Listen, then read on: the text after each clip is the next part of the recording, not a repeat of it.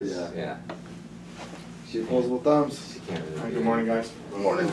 All right, have your payroll stuff here. Shall we? Yes, you don't have one yet. Look at it. Kevin, you don't have one either. Yeah, well.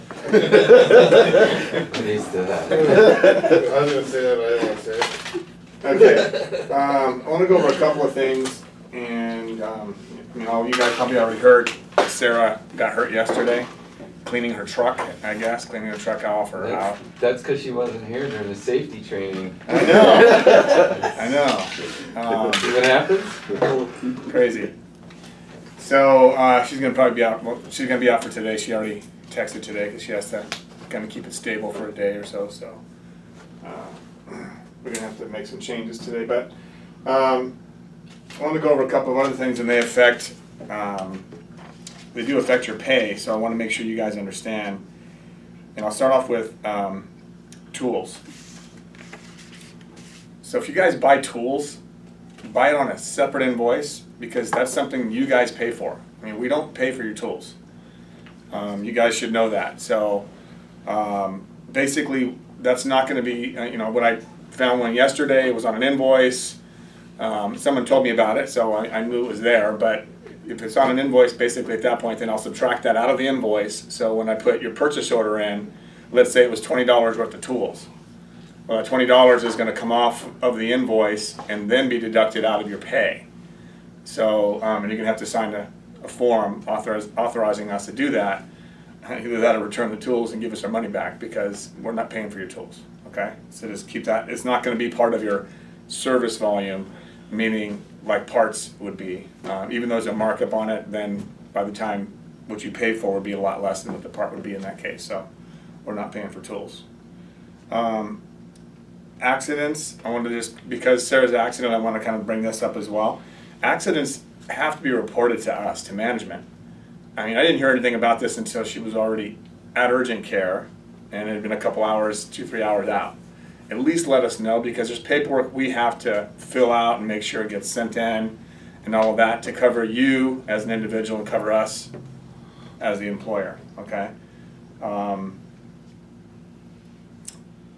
Rags.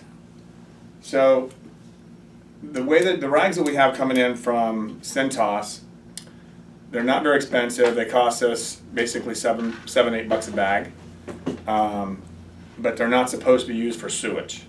Okay, so I mean, if we use them for sewage, we can wash them ourselves technically.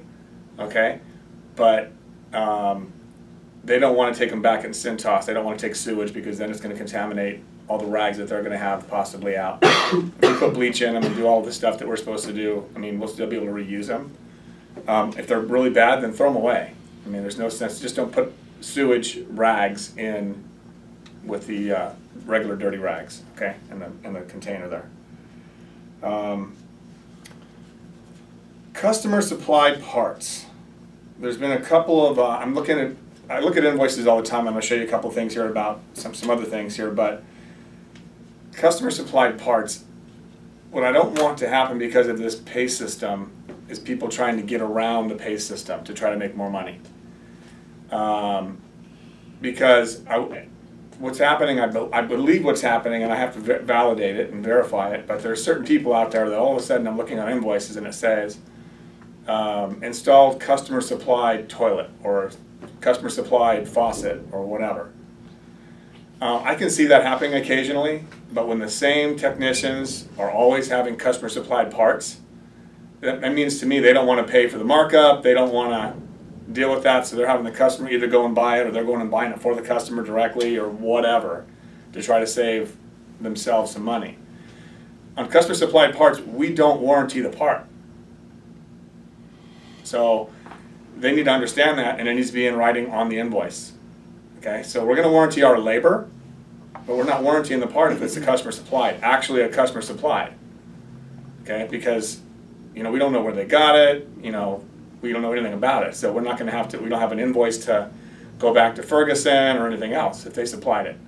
But if we supply it, that's why we want to try to supply things. We know where we're getting it, we know how to warranty it, we can take care of it.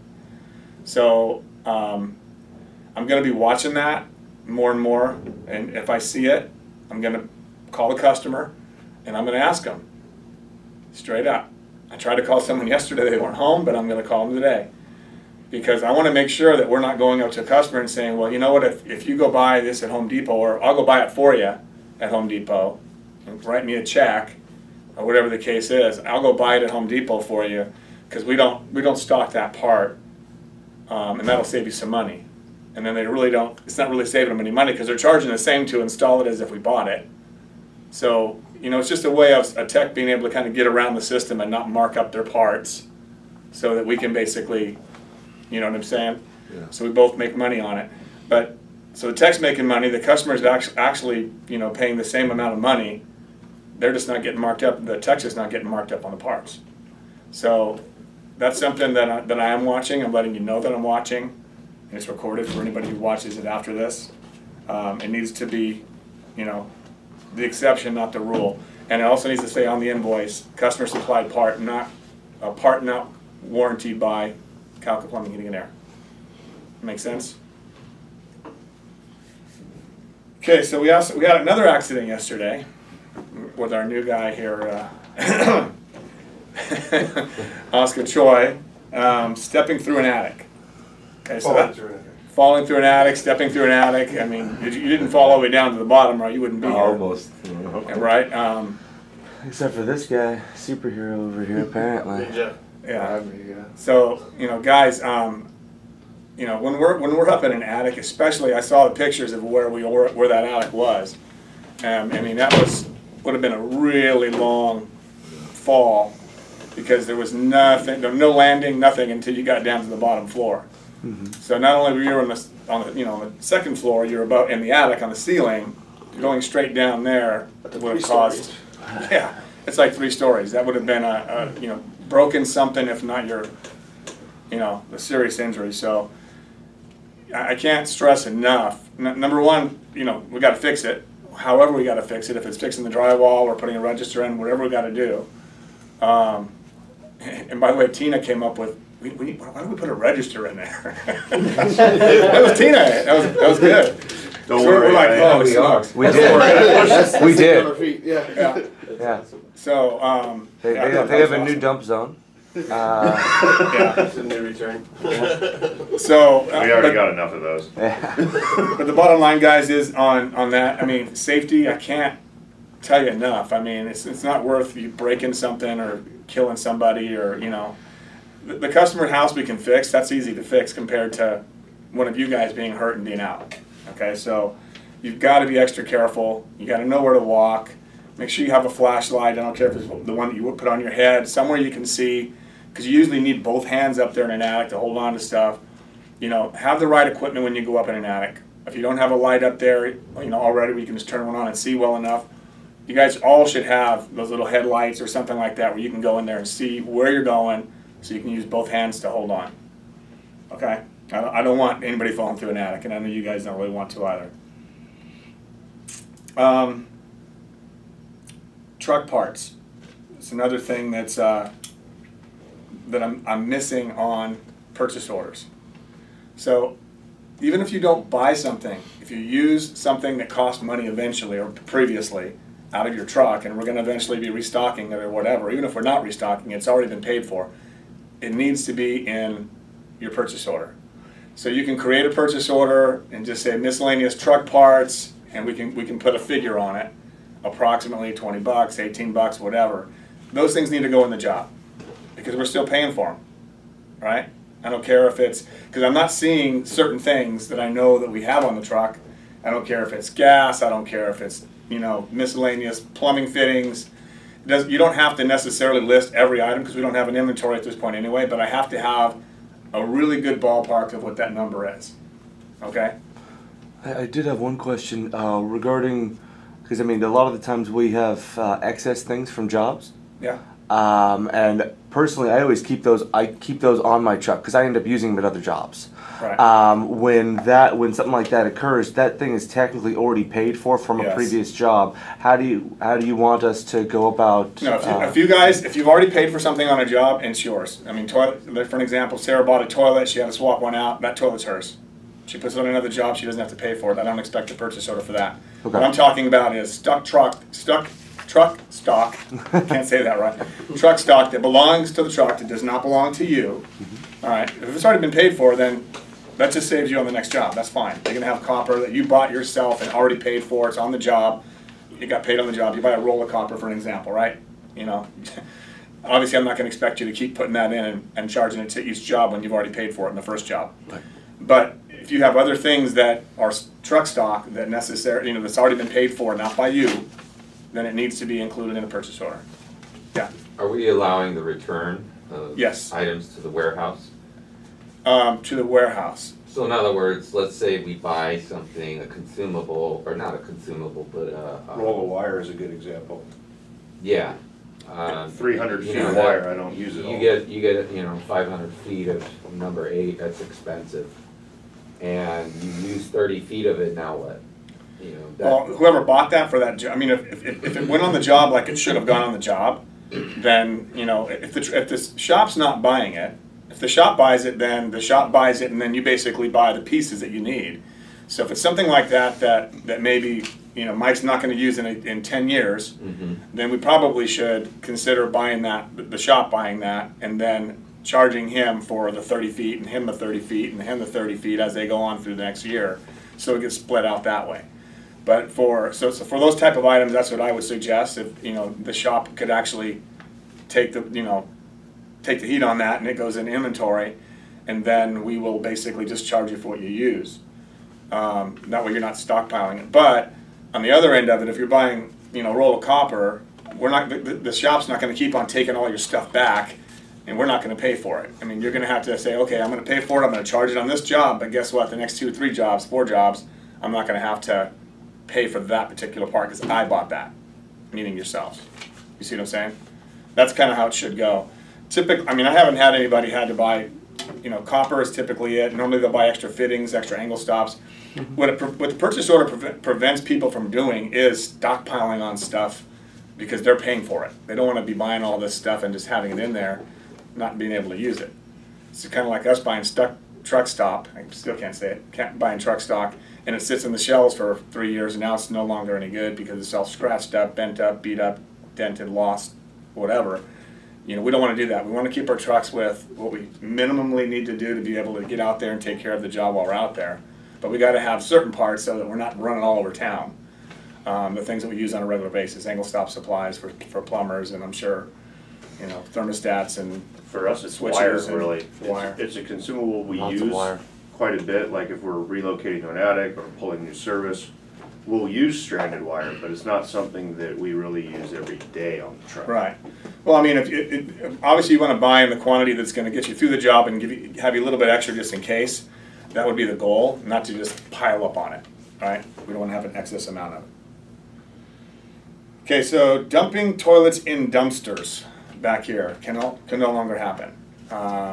We got a letter from the HOA and then from the landlord, and you know, I guess whoever the trash people are, complained to the, you know, to the property managers, and then, you know, it just went downhill from there. So Kevin sent an email response back until we can put him in Lake Forest. Are we going to take him to what, Ferguson? Is that where we're going to take him? Yeah. I mean, that's the same place, you know, that's usually the best place is wherever we buy them from. You can usually dump them there. So that's basically what we're going to have to do going forward. And I have a question about drywall. And I guess this can go for either side, plumbing or HVAC. If you have wet drywall, or someone says they have a leak, doesn't matter if it's from the condensate line or from a pinhole leak. How much drywall, if we have a house that's suspected of having asbestos, how much drywall can you remove as a technician legally per OSHA? Technically none. Right. Yeah, I was gonna say, Until you realize there's asbestos. You gotta contain. So what years, Then you go away. Let's start again. Coughing. What years, Your lungs blown out. what year can a house have asbestos prior to what year? 1980s and Yeah, like 86. 1990. 1990. 1990 and prior, Okay. okay? And you cannot move, if you're doing a repair on a pinhole leak, you can technically not move more than 10 square feet of drywall. That's a lot. That's a lot. Yeah. That's 10 a square whole feet is a lot. huge spot. But when you do it, what should you do? Take the precautions as if it was hot. Yeah. Exactly, and contain it. So you wear your mask, you tape it off, you plastic it off. And why is that? So you don't spread Not only do you not spread the asbestos, what else is usually behind wet? mold. Potential mold, right? Right. Mold spores will, by opening the hole, you're now contaminating wherever the air can take it, right? Right. So you have to cordon off, tape, plastic, the whole deal before you remove drywall. Especially before 1990. Now the other, for mold alone, which doesn't have to do with asbestos, it's the same thing. You have to cordon it off, and you can't take more than 10. If you start seeing mold, technically you're supposed to stop. Okay? You're supposed to stop and not continue to remove it and everything else, but it needs to be cordoned off, has to be removed by a professional and all that good stuff, right? So if it's Jarvis or if it's ServPro or whoever we're going to use, they're the ones that need to dry it out and take all the precautions that they do, because they're licensed to do that. We don't have that license. So one of the things that we've always done in the past that, remember we talked about staking your claim when you get to a home? So how do you stake your claim when you have a pinhole leak in a wall and you open up and there's mold? Quarantine it off. Okay. Well, before you open up the wet, you want to assume, but as soon as you see mold, you open up, you start cutting it up, and you see kind of mold in there. You need to stop, cordon it off. Now you kind of staked your claim. We've done all this. We basically, now we're there, we're doing the work, and we're telling the client, hey, as I start to open this up, I'm seeing something that could be mold. And you don't ever want to scare them and say it is mold, because we don't know. We're not testing it. We don't have the license to test it. But what you do need to do is say, I'm going to have to cordon this off. I want to protect your health and mine. Okay, take the time, get the materials, do it all right. Then you can open up your hole to fix whatever you got to fix. At that point, fix the leak. You want to stop the leak. Now, here's the thing. So I've staked my claim. I've let the customer know what I have to do. What about, and this is why I'm coming in here on the computer again, because this is the kind of thing that is going to kill us going forward. So, okay, so yesterday, and I'm not picking on anybody in particular. I'm gonna just. Okay, so which one, Jawid, was it Lori Bierbauer? Yeah. That's the one that had the leak? No, that's the one with the, that was the first call. I think it's the second one. Okay. The one after that. All right, well, I didn't see. This was the angle stop. That was an angle stop? Yeah. So it must be right here. Could you reschedule it then for today? Yeah. Okay. All right. So basically I wanted to show on this is the first one. Okay, so basically when I go into an invoice, which Joey did not have his iPad yet yesterday, unfortunately. So how do I go to a customer and I'm going out to a leak and we're getting paid $59 to go out and assess it, right? Just to see what's going on. So the only thing I can really do is I know it's in the wall because Jarvis marked it on the wall. It's somewhere in this wall. So to assess it, the only thing that should have happened was open the drywall, see the manifold, and then explain to the customer, okay, so you got a manifold here, this pipe's coming up, these pipes are going down, it's going to be one of these lines. This is what I'm going to have to do to figure out which one of these lines is leaking, because it could be one of the three, correct? And then I've got to determine where they're going. Is it going to the kitchen? Is it going to an island? Is it, where is it going to? To a bathroom? Whatever. So I can cap that off and stop the leak. So we have to be able to give them a price to do that. Because the $59 is simply us coming out and saying, okay, here's your plumbing system, this is what's going on, and not really doing the work. That doesn't mean cutting pipe and capping stuff off yet, right? So if we're going to do, even if it's just going to say we want to do a complete leak detection and we're going to charge you $700 and it's going to include capping off this line, whatever one is bad. We need to get signatures, one way or another, okay? Because here's what happens. You spend 5-6 hours getting it all figured out, especially when you're by yourself and then you have to go from one place to the next place and back and forth, run a fish tape, whatever you got to do to get it figured out. You spent 5 or 6 hours there, now you cap off a line. How do you get paid? Customer says, well, I didn't know it was going to be $1,000 for you just to cap off a line. He may see that you've spent a lot of time there, but we have to get signatures on everything before we start the work, okay? I'm just trying to say that, and on here, you know, there's no signature, there's no task, there's no nothing. It basically just says, you know, watermark by Jarvis on this particular one. So I have a So, question. yeah, Did this actually happen? yeah.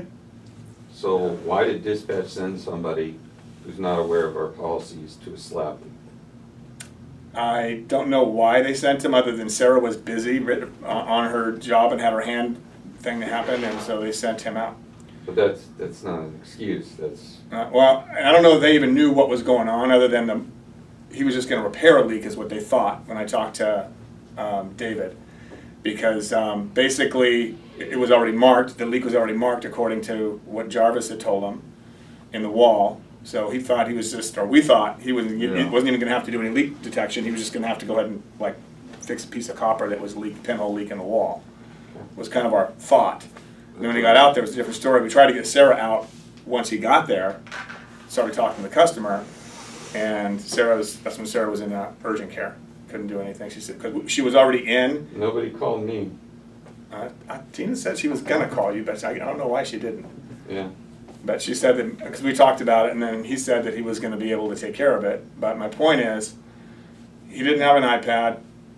That's not necessarily his fault. But the problem is, we didn't get a signature, didn't get anything. So it doesn't mean that we're not going to get paid, because the guy still wants us to come back today. He wants us to come back. Wants us to do a reroute.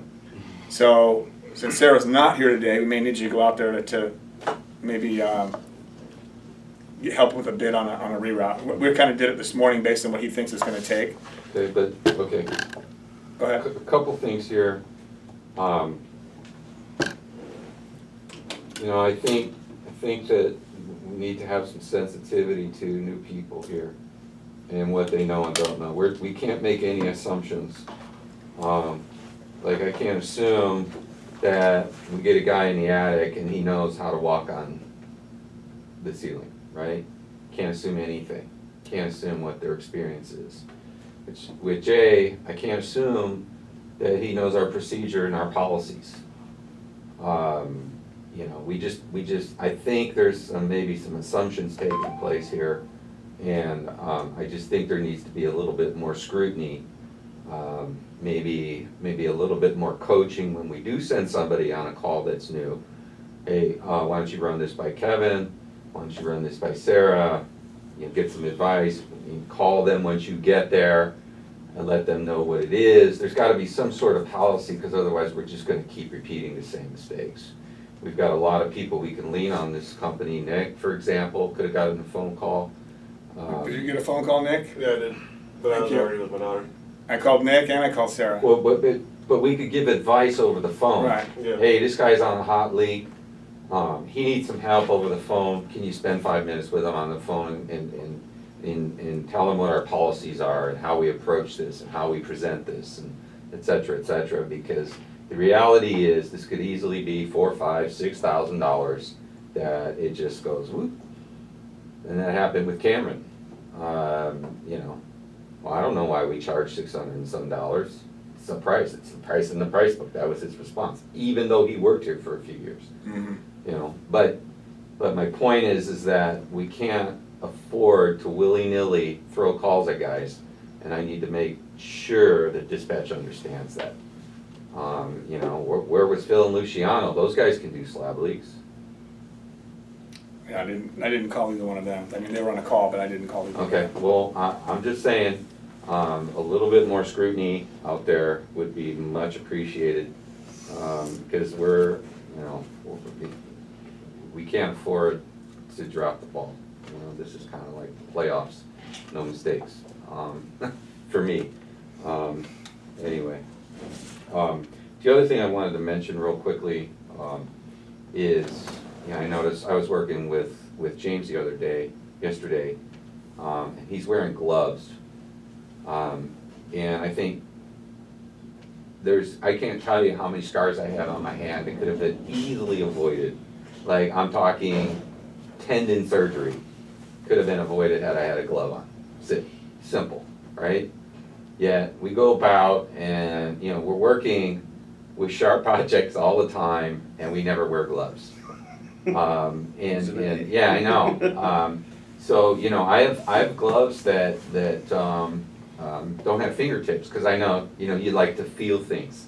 But that's really I can't tell you, I was so stupid, early on in my career, the things that I did, I got one finger that's numb right now, and it will be the rest of my life. I remember that day. Because I didn't have a pair of gloves on, it was stupid. It was just stupid. Totally could have been avoided, completely. It might have been a scratch. Instead, I wound up in the hospital having surgery on a tendon, just dumb. So anyway, gloves are important. It's probably the simplest, safest thing you could do. Is wear gloves. And kind of on your same safety point, Kevin, another thing is, I don't know if they do it much in this area, but Ryan and I experienced it. Inspectors will not get on an extension ladder unless it is secured to the eaves. And we had just a strap, one of those little ladder straps, and a C-clamp. Loop it around the loop and hook it up. I can tell you that our old boss decided he was going to carry everything up on the roof all at once. He fell. He was out of work for 6 weeks because that ladder decided it wanted to go somewhere else. So even extension ladders, guys, don't take those things for granted. Those things will dump you off. A lot of times these injuries too, they don't, you're okay after, but you carry them with you the rest of your life. I was lucky, that I started to get use of my finger back. There was a chance that my finger wasn't going to work anymore. You couldn't even hold your coffee cup, I remember. Yeah. Yeah. That was pretty nasty. So, yeah. The thing I want to show about on the computer also has to do with getting signatures on every single job that we can possibly get. So, we're sending people out to jobs. I know we're doing estimates. We do an estimate. I mean, we all know how Service Titan works. When you go in and do an estimate, they choose the estimate. They basically are agreeing to do the work before we actually start. We're not getting that done every time. I've had in the past happen to me. I'm not sure if you guys have had this happen yet, any of you individually. But we have, for an example, a guy right now. There was a $900 call happened back in end of August, beginning of September.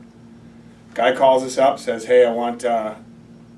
Can you guys remove a furnace from here or from this deck or whatever, and then reinstall it somewhere else?" Mm-hmm. Okay.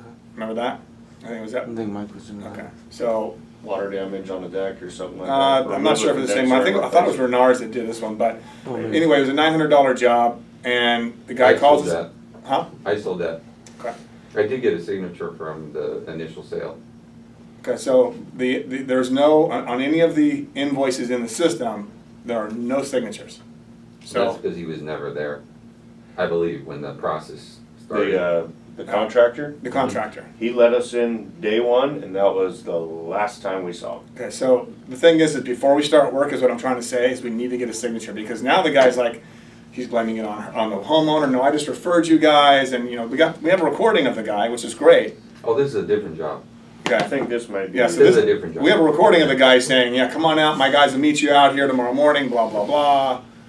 And if he's trying to say, "Well, no, I just referred you to her. If I would have had you, I would have had to have your W-9 and your insurance and maybe additionally insured and all this other stuff." He goes, "I was just referring you to the client." Well, we never spoke to the client, but we went out, we did the work. I think Renars did the work, and we never got paid. We never talked to the homeowner? Oh yeah, tried. She's some kind of corporate lawyer, and I've talked to her I tried to call her several times, and so it's just we really have especially when it comes to the CSLB, Contractor State License Board, we don't have a signature. So yeah, we can say, we can probably take them to court and we can maybe get something if we really wanted to push for $900, but the bottom line is that's just a small job. But what about a larger job? We go out all the time and we do estimates and then we send somebody out, we start doing work, but we don't have signatures. I mean, I know this one here, this is for Renar's today. I would imagine maybe Kevin was involved in this because Kevin's on this one. But I just go in, I go in and I check these things to see where we're at every day and the previous day and how we close them out. And the easiest way for me to do is just go like I'm going to print it. And this is a ton of work here. I mean, so Kevin's still working on prices. Okay, so this was a Kevin job. I got all these tasks on here. So I just want, this one hasn't happened yet. We haven't done the work yet, it looks like, not all of it. We're going there this morning. So this is something we should get a signature on. Right. Here's the thing. I oftentimes get verbals over the phone. Okay. So that happened on this job. That happened on yesterday's steam generator. Guy was driving. Yeah, go ahead. $6 grand. Yeah, go ahead. So how do we get a signature? I mean, I would say we email it to him. Can you sign this and send it back to the office? Because here's the thing: on his job, for an example, $30,000 job. He comes back and there's no signature, but he has a handwritten contract that we scanned into the job. We're covered, completely covered. At least we have a signature. Someone authorized us to do the $30,000 worth of work. We're covered. But the problem is on these, we can get a verbal all day long. How do we prove that? Mm-hmm. That's the question. And if they're unhappy about anything, if someone falls through the ceiling or whatever happens and now they're mad about their drywall and something, we got there late or someone didn't show up, someone got sick and extended the job, any little thing can happen to upset a customer. And if they don't have a signature, it's going to be that much harder for us to get paid. So we just need to do something. I don't care if it's, hey, what I'll do is I'm going to write this up. I got your verbal okay, but I'm going to email this to you. Can you sign that, scan it, and send it back to us? And then all we have to do is attach it to the document. Okay? But we need to get signatures on, especially big jobs. I mean, I'd like to have them on every job just to protect us. Okay? So it shouldn't be that difficult to do that. With technology now, everybody has scanners, everybody has. Worst case scenario, before you leave the office today, if you don't have one, we'll print this up for you. Just say, hey, can you print this up? I don't have a signature. I didn't get a signature before I start to work today. When you get out there and you meet the client, have them sign it, bring it back to the office the next day or whatever. We'll scan it in ourselves. That's fine. Whatever's because there are older people who don't have that technology or don't want to use it, type of thing. But we do need to have something in the file that shows that we're authorized to do the work. Because I'm telling you, I've had it happen, like a $17,000 job, guy wouldn't pay. I didn't sign for that. But we did the work. He goes, yeah, I know. I didn't sign for it. There are people out there that'll do that, believe it or not. Or they'll want you to give them some big discount now that they didn't sign. Because they know. They know. They know how it's supposed to work. I didn't even sign for anything. He did all this work and spent all this money. We put a water heater on, a $2,500 water heater. It was a bill. We ended up having to basically just cover our costs is all he would pay, just for the material. We didn't get a signature. I mean, I've had that kind of stuff happen. So I'm just telling you from my experience, I want to protect the company and I want to protect you guys. Because we get paid when we get paid. All of us get paid, right? So that's all I'm asking is please. I know you're going to have people on the phone, you're going to get there, you're going to have a property manager, you're going to have this, you're going to have that. That's okay. We'll email it to you, or we'll bring you a copy. I just need to, who's going to be able to sign for me to authorize the work? Just ask the question. It's that easy. Ask the question. How can I get it to you? Because before we start the work, we'd like to have a signature authorizing us to do the work. That's it. Make sense? Yeah. Please. That's all I'm asking for that. All right. No problem. Anything else, Kevin? Yeah, I'm confused by this call. Per Blake from Jarvis, customer to pay for leak diagnosis and repair. Yeah. This was referred by Jarvis. Jarvis? Mm-hmm. Okay. All right, we'll go over it in a minute. Yeah. And so, and you can tell Kevin what all you did do. I know you basically you were able to do everything you needed to do, right? Yeah, the homeowner was kind of pretty much my helper. So he was into it and he had his tools out. And it was a process, but I isolated the line, stopped the leak. it didn't have any shark bites, so I had to keep soldering to test it and everything. But I finally found it. It was a hard one to find too. They thought it was in the wall, but it was in the slab. So he knows he's gonna need a reroute, and he's ready for it. I got him ready for everything else except for the price, to be honest with you. But he knows he's gonna expect. He's been there before, and this time it's even bigger with the Jarvis involved. And there's mold everywhere. There's mold everywhere. I'm thinking we need to send a, either call Sarah in or send Nick. Yes, Sarah, I was gonna have Sarah go today, we talked about it yesterday. I was trying to get Sarah last night there to meet him to go over that for the reroute price. She said about her hand she couldn't go in, then she called out this morning. So that was my plan, was having Sarah, because I told him yesterday when he got there, I said, you need to call Sarah out, have her come help you so she can give the estimate, you know, set up the call, do this, do that. And then I tried to call Nick because Sarah couldn't come, and he was already home and, you know, out of the way. So, and Tina said, well, I can call Kevin. I said, well, let me get a hold of Sarah first and see what's going on, because she had been a couple hours out. Right, yeah, I think especially in this scenario where, you know, it started out not according to our procedures, I think it would be best to send a channel leader in as the supervisor. That way it carries a little more weight, a little more credibility. I think how difficult is the reroute? The reroute is, it's gonna be, it's not that bad. It's probably, we're gonna have to go around 20 to 30 feet.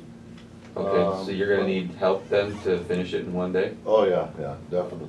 Okay, so. He says 2 guys, 8 hours, maybe 10 at the most. With Okay. 2 guys, we can knock it off in one day. Okay. Alright, and probably what that means is I can't get my job done now. Because I didn't know. Get your job, which job? I have The 2 steam, jobs. the steam one? I have 2 jobs going right now. Okay. I have an install that Renars is doing with James Right, I saw that one. today. And then I have Tom Bengard, which I suppose I could put him off another day. He's been without radiant heat for 4 months. That's the steam guy with a big old huge mansion. Yeah. Did you find your hose in the house? No, I can't find that hose. It just disappeared. It disappeared. I remember, last thing I remember is you rolling it really tight. That's what I remember. Yeah. You were rolling it really small, so that's. The only place I didn't look up is in the ballroom. Let's see if it's still up there. Oh, yeah, but they have a huge ballroom, yeah. Mansion. Well, we can get Nick out there if we look at the schedule, see if we can get Nick out there to go with him, that's fine.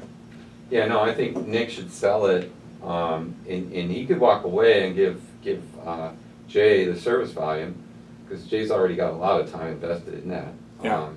So, but, you know, we need to get on that page where we're supposed to be sending our channel leaders out on these calls, and they're supposed to be calling our channel leaders out, especially if they're brand new. And so I could have pulled off that job, because we had intentionally taken 2 trucks with us yesterday, so I could have left him there to install that by himself. And I even told him how bored I was all day, because I was just watching him work and just answering his questions. You're making him bored. So- If I knew you were bored, Kevin, I'd have given you something to do. You thought we were watching. Steamer? Oh, those are simple.